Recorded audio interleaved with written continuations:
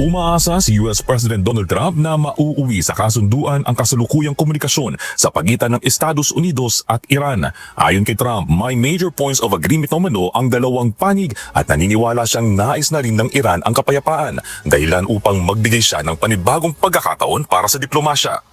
Now Iran has one more opportunity to end its threats to America and our allies, and we hope they take it.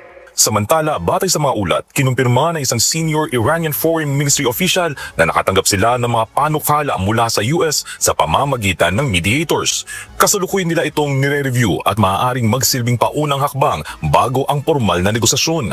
Gayunman, nilinaw ng Iran na wala pang direktang usapan sa pagitan ng dalawang bansa sa kabila ng positibong pahayag ni Trump. Kasunod nito, ipinagpaliban din ng US ang planong pag-atake sa energy infrastructure ng Iran at nagbigay ng 5 araw na palugit depende sa magiging resulta ng patuloy na komunikasyon. Lumilitaw din ang papel ng Pakistan bilang mahalagang mediator sa posibleng negosasyon, habang ang Oman ay patuloy din kinikilalang tradisyonal na tagapamagitan sa pagitan ng dalawang bansa sa mga nakaraang usapan. Sa kabila ng mga senyales ng diplomasya, nananatiling hindi malinaw ang magiging anyo ng anumang kasunduan, kabilang na ang usapin sa nuclear program ng Iran na matagal nang pinagtatalunan ng dalawang panig. Airstrikes at pagputok ng missile ay tapos na. Ipinahayag ni US President Donald Trump na may complete and total ceasefire. Pero ang tanong ng mundo, totoo bang natapos na ang lahat o umpisa pa lang ito ng panibagong yugto? Pero hindi rin maitago ng mga eksperto ang agam-agam. Habang bumagal nga raw ang nuclear enrichment ng Iran dahil sa pambobomba ng US, baka naman mas tumapang palalo ang loob ng Tehran na magtuloy-tuloy sa pagbuo ng bomba sa hinaharap. Ayon kay Trump, ito ay digmaan na pwedeng tumagal ng taon at wasakin ang buong gitnang silangan. Pero hindi ito nangyari at hinding-hindi mangyayari. Ayon sa White House, si Trump mismo ang tumawag kay Israeli Prime Minister Benjamin Netanyahu para ayusin ang kasunduan.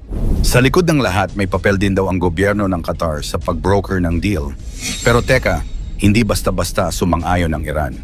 Ang kanilang foreign minister ay nagsabing titigil sila sa opensiba kung titigil din ang Israel. Ibig sabihin, habang tahimik ang iba, ang Iran ay nagiiwan pa rin ng banta, isang babala, na posibleng muling sumiklab ang gulo kung magkamali ang kabilang panig. Bilang bahagi ng military gamble, binomba ng US ang 3 major nuclear facilities ng Iran: Fordo, Natanz at Isfahan. Gumamit pa ng 30,000-pound bunker busters at Tomahawk missiles. Ayon sa Vice President J.D. Vance, ito ang reset moment ng buong rehiyon. Sa TV, sinabi niyang kung magtatangkang gumawa ulit ng nuclear weapon ang Iran, haharap sila sa isang napakalakas na sandatahang lakas ng Amerika. Lunes din ang maglunsad ng retaliatory missile strike ang Iran sa US base sa Qatar, ang Al Udeid Air Base. Pero sabi ni Trump, 13 sa 14 na missiles ay naharang ng US defense systems. Wala raw nasaktan, wala ding nasawi. Habang bumagsak ang oil prices sa $65 per barrel, ang ceasefire ay isang hakbang, pero kung may susunod pang yugto ng digmaan, yan ang di patiya. Ang epekto sa buong mundo. Habang nangyayari ang lahat ng ito, ramdam ito ng buong mundo. Hindi lang ito usapin ng Middle East, tumataas ang presyo ng langis, nagiging unstable ang ekonomiya at lumalaki ang takot sa global conflict. Kahit malayo ka sa lugar, apektado ka pa rin. Sa gasolina, sa presyo ng bilihin, sa ekonomiya ng bansa. Ito ang epekto ng global interconnection, diplomatic at military alignment. Habang lumalala ang sitwasyon, nagsimula ang mga bansa na magtipon para sa isang coordinated response. Nagkaroon ng emergency meeting sa Riyadh na dinaluhan ng iba't ibang bansa mula sa Middle East at iba pang rehiyon. Layunin nilang maglabas ng unified position laban sa mga pag-atake. Nagresulta ito sa isang joint statement na kumokondena sa mga aksyon at binibigyang diin ang karapatan ng bawat bansa na ipagtanggol ang sarili. Ito ay isang malinaw na hakbang patungo sa mas malawak na koalisyon. Sa puntong ito, malinaw na ang Saudi Arabia ay hindi lamang umaasa sa depensa. Mayroon silang isa sa pinakamalaking defense budget sa mundo. May advanced missile defense systems at modernong air force. Ang kanilang mga fighter jets ay handa para sa counter-strikes. May kakayahan silang tumama sa mga target sa loob ng kalaban kung kinakailangan. Bukod dito, may mga strategic partnerships sila na maaaring magbigay ng karagdagang suporta kung lalala pa ang sitwasyon. Sa ngayon, ang buong rehiyon ay nasa mataas na alerto. Ang mga energy facilities ay target, ang mga lungsod ay nasa panganib, ang mga bansa ay naghahanda. Ang tanong ngayon, hanggang saan ito aabot? Maiiwasan pa ba ang isang mas malaking digmaan o ito na ang simula ng isang bagong yugto ng conflict sa Middle East? At kung mangyari iyon, handa ba ang mundo sa magiging epekto nito? Naku po!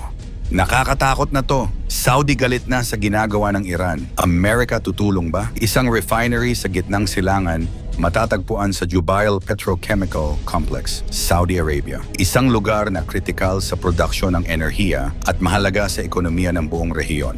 Kasabay nito, nagkaroon ng emergency meeting ang mga foreign ministers mula sa iba't ibang bansa sa gitnang silangan. Isang pagpupulong na hindi pangkaraniwan, kundi bunga ng lumalalang tensyon. Sa likod ng mga saradong pinto, pinag-usapan ang sunod-sunod na pag-atake sa mga oil at gas facilities sa rehiyon, mga pasilidad na hindi lamang sumusuporta sa ekonomiya ng mga bansa, kundi sa buong mundo. Ayon kay Saudi Foreign Minister Prince Faisal bin Farhan, hindi namin itinuturing na nagkataon lamang ang mga pag-atake na ito. Ibig sabihin, para sa Saudi Arabia, hindi ito simpleng insidente. Ito ay isang planadong hakbang, isang serye ng aksyon na may malinaw na layunin. Dagdag pa niya, ang kaharian ay hindi magpapadaig sa anumang pressure. Sa halip, ayon sa kanya, ang pressure na ito ay maaaring magdulot ng mas matinding tugon.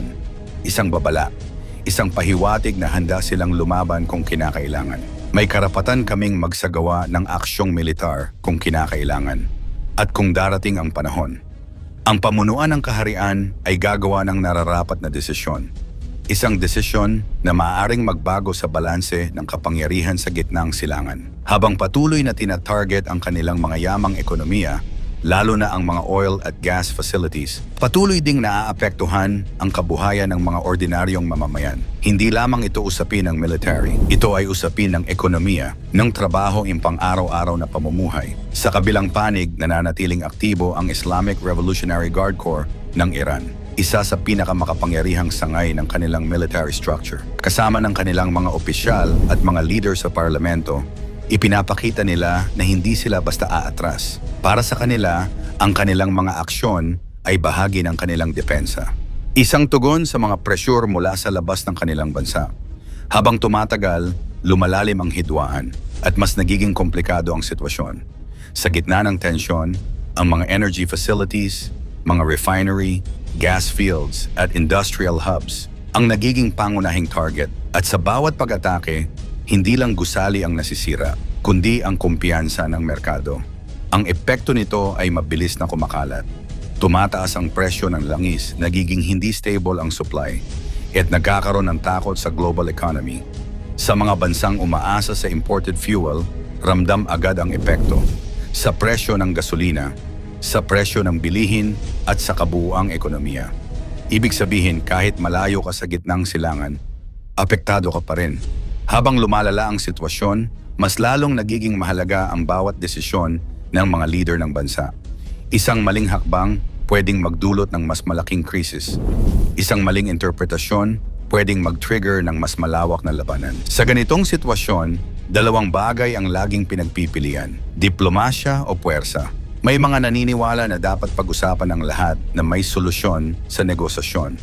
Pero may mga pagkakataon din na ang aksyon ang nagiging sagot.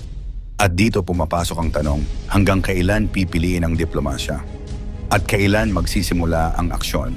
Sa kasalukuyan, nananatiling mataas ang alert level sa buong rehiyon. Ang mga military forces ay nakaantabay, ang mga defense systems ay aktibo, at ang mga mata ng buong mundo ay nakatutok sa bawat galaw. Hindi na ito simpleng regional issue. Ito ay isang global concern dahil ang gitnang silangan ay isa sa pinakamahalagang pinanggagalingan ng enerhiya sa mundo. At anumang kaguluhan dito may direktang epekto sa lahat. Habang nagpapatuloy ang tensyon, isang malaking tanong ang unti-unting lumilitaw. Makikialam na ba ang Amerika? Bilang isa sa pinakamakapangyarihang bansa sa mundo, ang kanilang desisyon ay may malaking epekto sa direksyon ng sitwasyon. Kung pipiliin nilang makialam, posibleng lumawak ang conflict. Kung hindi naman, posibleng lumala pa ang sitwasyon. Sa puntong ito, walang malinaw na kasagutan. Pero isang bagay ang sigurado, ang mundo ay nakamasid. At habang tumatagal, lalo lamang tumitindi ang tensyon. Isang maling hakbang na lang, pwedeng magbago ang lahat. At sa gitna ng lahat ng ito, isang tanong ang nananatili. Ito na ba ang simula ng isang mas malaking digmaan? Ano sa tingin mo? Ikomento mo sa ibaba.